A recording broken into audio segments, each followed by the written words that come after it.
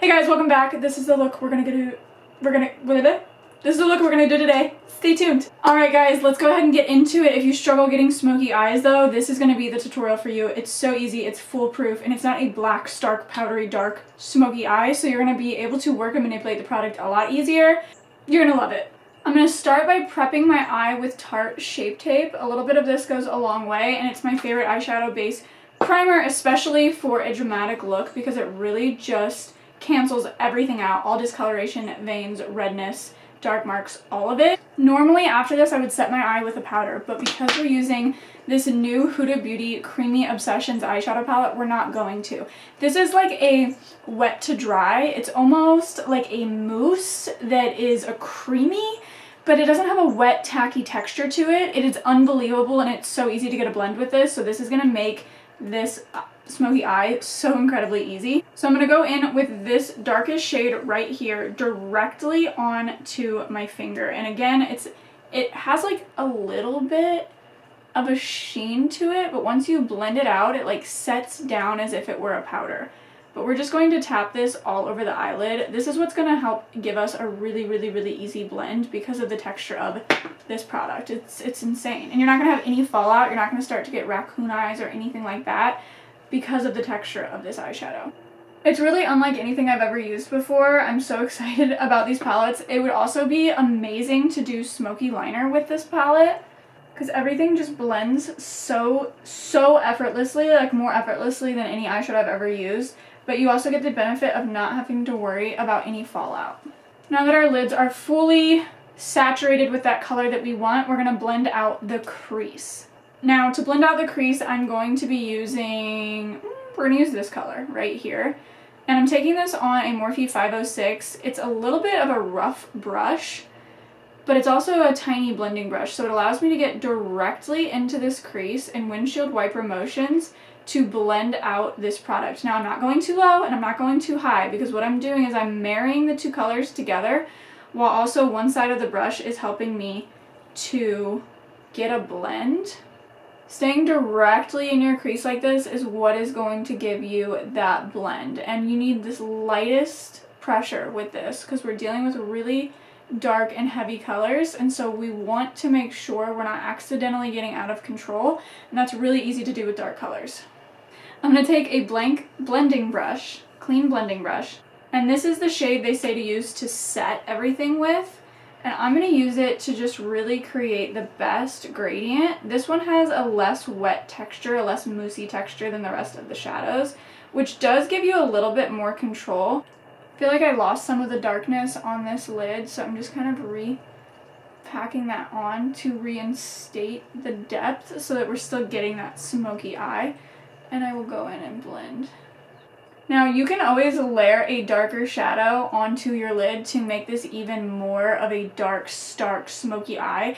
But once we add the liner and everything, I don't really think that we're gonna need that. So this is the vibe. This is where I'm stopping when it comes to that, especially once we add eyeliner and everything. I don't even know at what point it cut off. All I did was line the upper line with a creamy gel eyeliner. It's the Huda Beauty Creamy Kohl Liner. And I just buffed that out over the lash line to help add to the smokiness, the gradient, and like the buffage.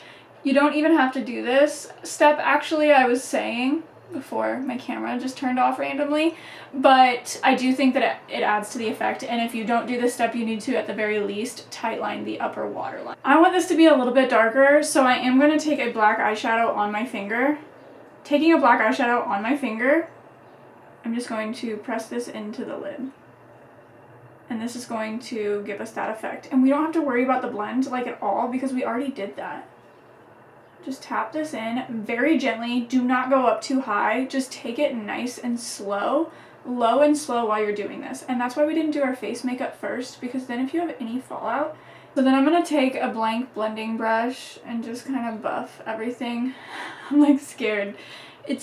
Black eyeshadow is intimidating. It really is. Truly. We're gonna blend this and we're gonna just take it so slow because I feel like we already had the perfect blend and I don't want to mess this up. For my face makeup, I don't want to be too particular. I kind of want something very like light layer coverage. So I'm gonna use, this happens every time with this foundation. I get it everywhere from the pump trying to like TikTok it up over here. Even on TikTok, I get it all in my hair, which go check me out on TikTok if you want. Lots of videos over there.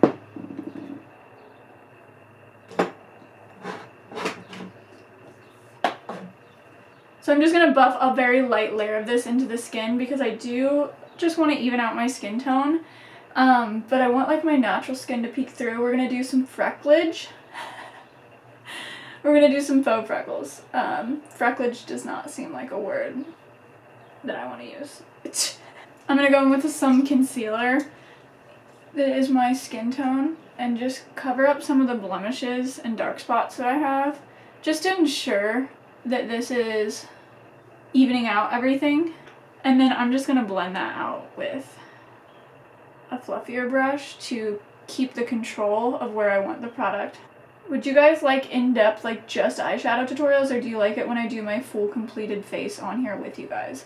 Also, while I'm at it, if you guys want to know more about my life, my alcoholism, my crazy childhood, and some really in-depth stories that I can't quite put on the public internet, I would love to join you and have you over on my Patreon. It's $5 a month. You get 4 exclusive videos, plus me narrating my memoir before it's published. You guys have vetoing power, and you also have the ability to vote on what I name my book and what I put on the cover.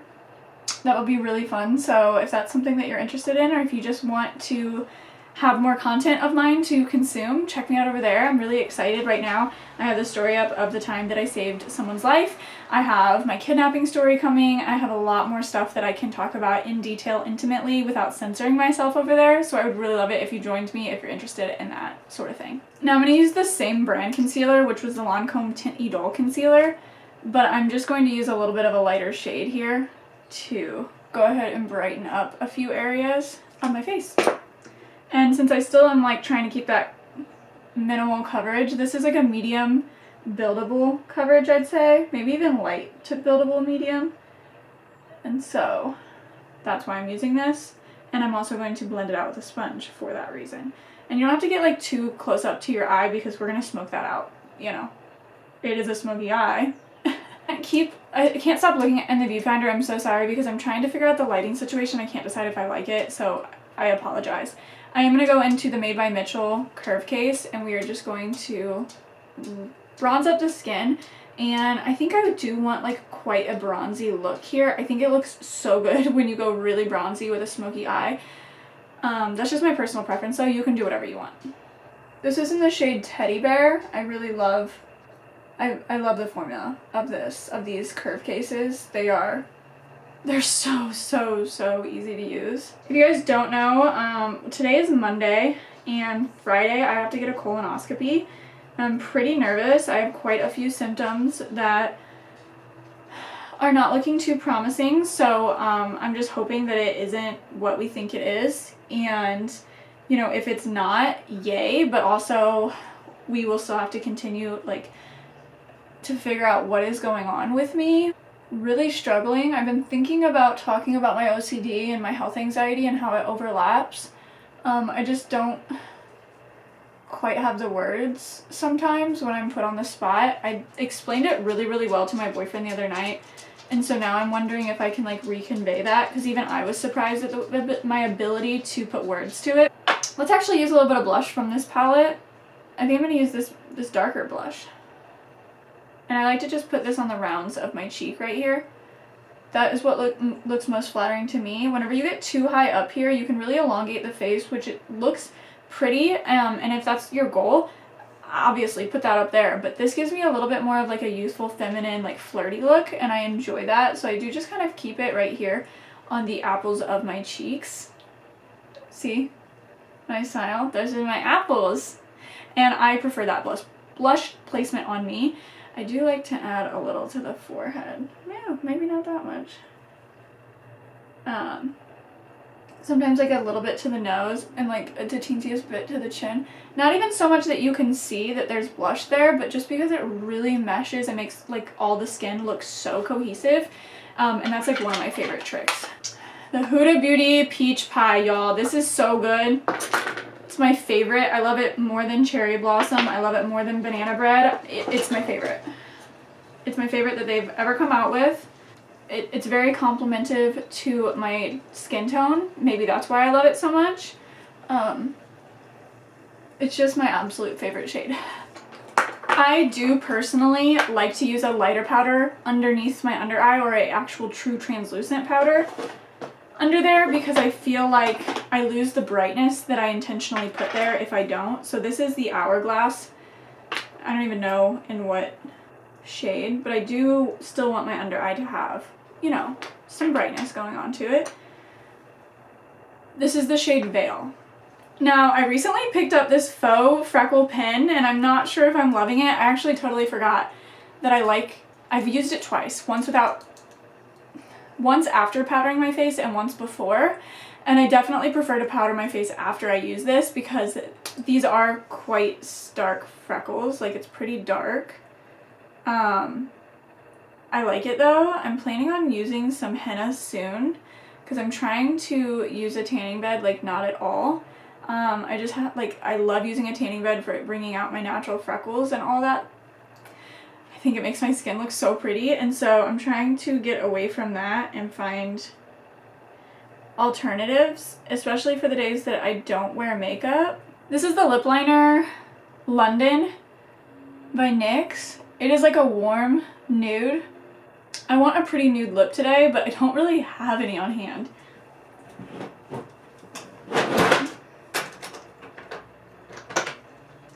This is Trendsetter by Huda Beauty.